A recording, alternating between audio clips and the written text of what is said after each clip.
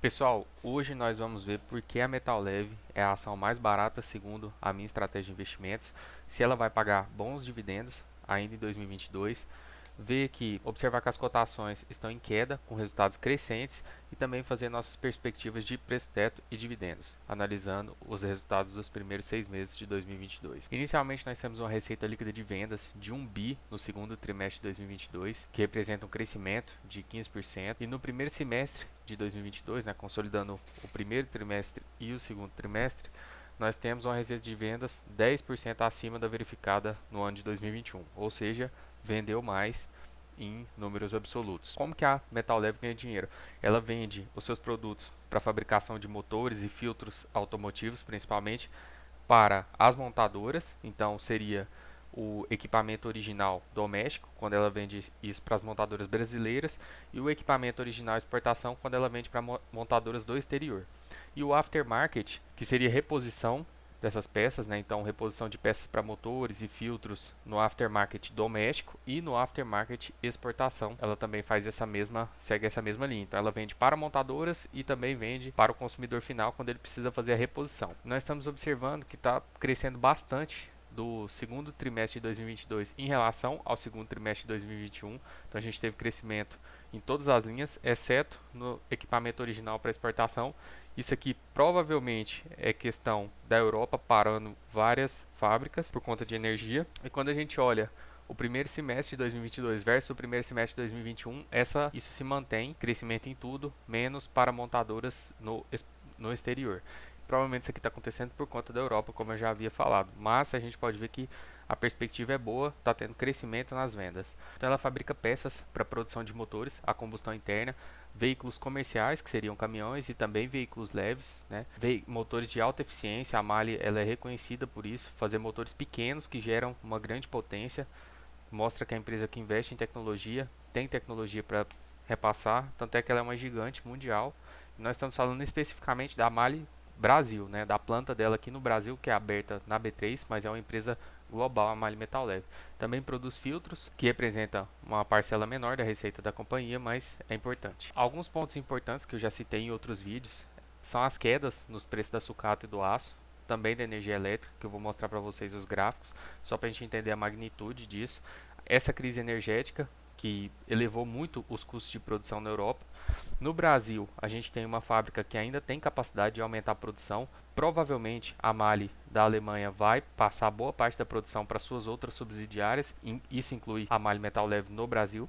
Lembrando que os contratos com as montadoras eles têm que ser cumpridos, são contratos. Então elas vão ser obrigadas a produzir mais onde estiver mais barato, que é o caso da MAHLE Metal Leve. Por isso que eu acredito que vai ter um aumento na produção e nas vendas nos próximos trimestres. Quando a gente olha para o preço da sucata, do alumínio, do aço e da energia, que segundo uma pesquisa que eu fiz, se alguém puder me corrigir inclusive, eu acredito que são os insumos que são mais consumidos na fabricação de motores. Quando a gente olha o preço da sucata, ele praticamente dividiu por 2 agora em 2022, nesses 6 primeiros meses de 2022.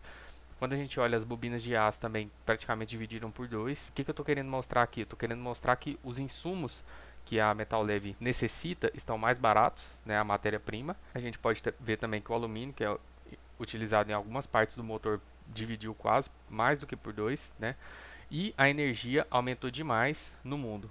Isso significa o quê? Significa que vai ficar mais caro para as indústrias alemãs poder fabricar isso, e a gente já está vendo várias indústrias na Europa parar porque simplesmente não tem retorno você produzir com energia elétrica tão cara como está agora. Então, o que eu considero como uma vantagem para nossa unidade aqui no Brasil. Claro que para o mundo é uma perda, Ninguém deveria estar passando por isso, mas se a gente for olhar pensando em geração de valor de investimento, isso beneficia quem não está exposto a esse ambiente, no caso, a MAHLE Metal Leve do Brasil. Quando a gente pensa na exportação da companhia, a gente pode ver que no primeiro semestre de 2022, em relação ao primeiro semestre de 2021, teve uma queda na Europa, que é aquilo que eu havia falado para vocês, representava 45% e agora representou só 39%. A América do Norte aumentou pouca coisa, 3%. A América do Sul deu um aumento bom. E esses outros aqui, que seria principalmente a Ásia e a Oceania, praticamente manteve. Ou seja, mostra que a Europa está consumindo menos os produtos da MAHLE. As montadoras, muitas delas na Europa, estão tendo que diminuir a sua produção por conta dessa crise energética.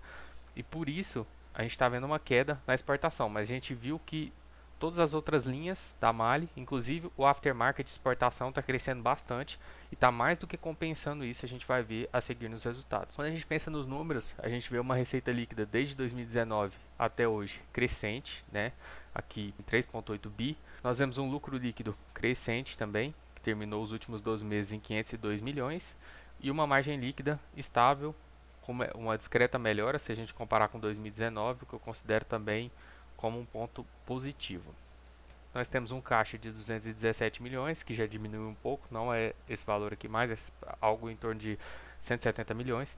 O valor de mercado da companhia hoje em bolsa é 3,3 bilhões, um preço-lucro de 6,5 vezes e um EV/EBITDA de 4,6 vezes, que eu considero barato, visto que é uma empresa que gasta pouco com investimento, deprecia relativamente pouco também, então o EBITDA dela quase que todo vai ser convertido em lucro líquido. A gente pode ver aqui que ela teve um EBITDA ajustado de 713 milhões e ela conseguiu converter 502 em lucro líquido. Então, é uma empresa que tem pouca depreciação e não tem dívida. É uma outra coisa que não consome o EBITDA, né, porque não tem um custo do capital, deixa esse lucro líquido mais gordo. E quando a gente olha para o payout, que é a próxima coisa que me deixa muito contente com essa empresa, é que ela distribui 100% do lucro líquido ajustado.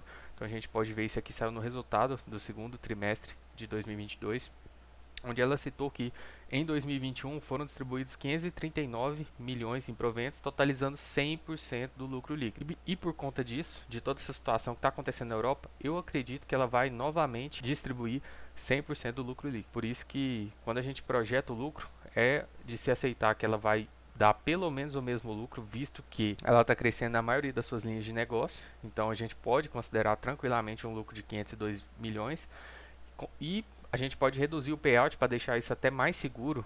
E com isso a gente vai chegar em 400 milhões em dividendos para 2022. Como a gente pode ver aqui, ela ainda não fez nenhum pagamento em relação ao ano de 2022, então esse lucro aqui ainda vai ser provavelmente todo distribuído em dividendos. E como ela tem 128 milhões de ações e nós estamos projetando um lucro de 502 milhões, só que com o payout de 80% ela vai distribuir 400 milhões, vai dar um total de 3,11 por ação para 2022. Ela tem uma reserva de dividendos adicionais de 179 milhões, isso aqui também já foi declarado pela companhia, ela ainda não anunciou quando que ela vai distribuir, mas isso aqui já é um valor que está no caixa, que está destinado a dividendos, ou seja, vai virar dividendo e corresponde a 1,39 por ação. Quando a gente pensa só nos 3,11 para gerar um preço teto, nós vamos chegar num preço teto de R$ 38. O que a ação hoje está custando 24, ou seja, teria uma boa margem de segurança. Mas se nós considerarmos esse caixa, se nós considerarmos que ela pode pagar 100% do lucro líquido, que seriam 502 milhões, se nós considerarmos tudo que pode vir, esse preço teto pode chegar facilmente a 56, que é o meu preço teto pessoal, porque eu pessoalmente eu acredito que a MAHLE ela vai crescer esse resultado. E por conta disso, nós estamos frente a uma empresa muito barata. No momento, é a empresa dentro das que eu olho que tem a maior margem de segurança, que tem um preço teto mais alto em relação ao valor de mercado em bolsa hoje. E por isso é a única companhia que eu estou aportando no momento. Apesar de eu ver várias oportunidades na bolsa, é a única companhia que eu estou comprando e provavelmente vou continuar comprando e acompanhar esses próximos resultados para poder receber esses proventos. Além de ser uma companhia que eu gosto bastante por vários motivos. Um desses motivos é o fato de eu acreditar que os motores elétricos eles não vão ser motores limpos, né? Então a energia que é gerada na China e na Europa para abastecer esses veículos elétricos vai ser de gás natural, vai ser uma energia de combustíveis fósseis, vai ser uma energia provavelmente suja. Então por conta disso, os nossos motores a combustão que utilizam etanol que é praticamente que absorve carbono da atmosfera. Então, na verdade, esses motores são os motores limpos, são os motores a combustão interna com biocombustíveis que advêm de florestas, né, que limpam o carbono, e não motores elétricos que vão utilizar energia produzida a partir de combustíveis fósseis. Mas isso é uma tese pessoal minha. Eu acredito que o mundo vai evoluir para motores elétricos, com certeza. Porém, o fato da mídia propagar isso, que os motores elétricos vão limpar o meio ambiente, que eles não poluem, isso cria uma imagem de que o motor a combustão interna ele polui muito, e na verdade não é isso, né? Se a gente trocar esses motores por motores novos que poluem muito menos e motores que consomem biocombustíveis, aí sim a gente vai ter uma energia limpa sendo utilizada nos nossos caminhões e nos carros. Então é isso, se você gostou dessa análise, não deixa de se inscrever no canal para você não perder as próximas. Deixa o like, tamo junto e muito obrigado.